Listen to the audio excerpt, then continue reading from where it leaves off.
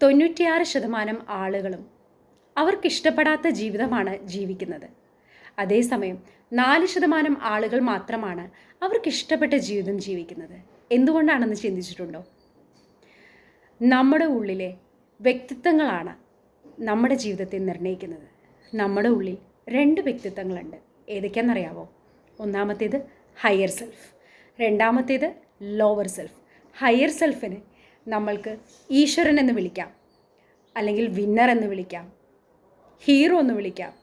അതേസമയം ലോവർ സെൽഫിനെ നമുക്ക് വില്ലൻ എന്ന് വിളിക്കാം, ലൂസർ എന്ന് വിളിക്കാം, അതുപോലെ പിശാച് എന്ന് വിളിക്കാം. നമ്മുടെ ഉള്ളിൽ ഈ 2 വ്യക്തിത്വങ്ങളുണ്ട്.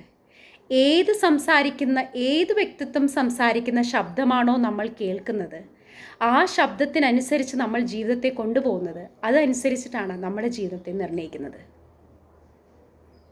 ഹയർ സെൽഫിൻ്റെ ശബ്ദം എന്ന് പറയുന്നത് നമ്മളുടെ ലൈഫിലെ അബൻഡൻസും മുന്നിലേക്കുമുള്ള യാത്രകൾക്കായിരിക്കും സഹായിക്കുന്നതാണ് ഹയർ സെൽഫ്.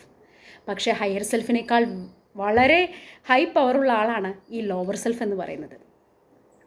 ലോവർ സെൽഫ് സംസാരിക്കുന്ന വാക്കുകൾ എന്ന് പറയുന്നത്, നിങ്ങൾ ഒരു വർക്ക് ചെയ്യാൻ തുടങ്ങുമ്പോൾ പിന്നത്തേക്ക് ചെയ്യാമെന്ന് പറഞ്ഞ് മാറ്റിവെക്കാൻ നിങ്ങളെ പ്രേരിപ്പിക്കാറില്ലേ നിങ്ങളുടെ ഉള്ളിൽ നിന്ന്?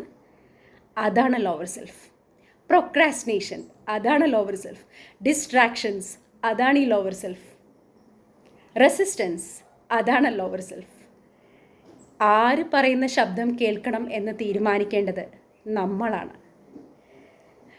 Invisible enemy is more powerful than visible enemy എന്നാണ് പറയുക. ഇൻവിസിബിൾ എനിമിയാണ് ഈ ലോവർ സെൽഫ്. നമുക്കവനെ കാണാൻ പറ്റത്തില്ല. പക്ഷേ അവൻ പറയുന്നത് കേൾക്കുന്ന ആളുകളാണ് ഈ 96% ആളുകളും. 4% ആളുകളുടെ ഉള്ളിലും ഈ ലോവർ സെൽഫ് ഉണ്ട്. പക്ഷേ അവരാരും ആ ലോവർ സെൽഫ് പറയുന്ന, ആ വില്ലൻ പറയുന്നത് കേൾക്കാറില്ല.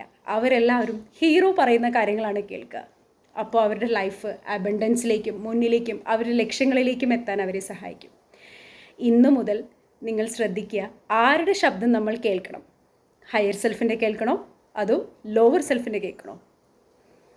4% ആളുകളുടെ ജീവിത രീതിയിലേക്ക് മാറണമെങ്കിൽ തീർച്ചയായും ഹയർ സെൽഫിൻ്റെ ശബ്ദം കേൾക്കാൻ ശ്രമിക്കണം. ഇത് നിങ്ങളുടെ ചോയ്സാണ്. Thank U.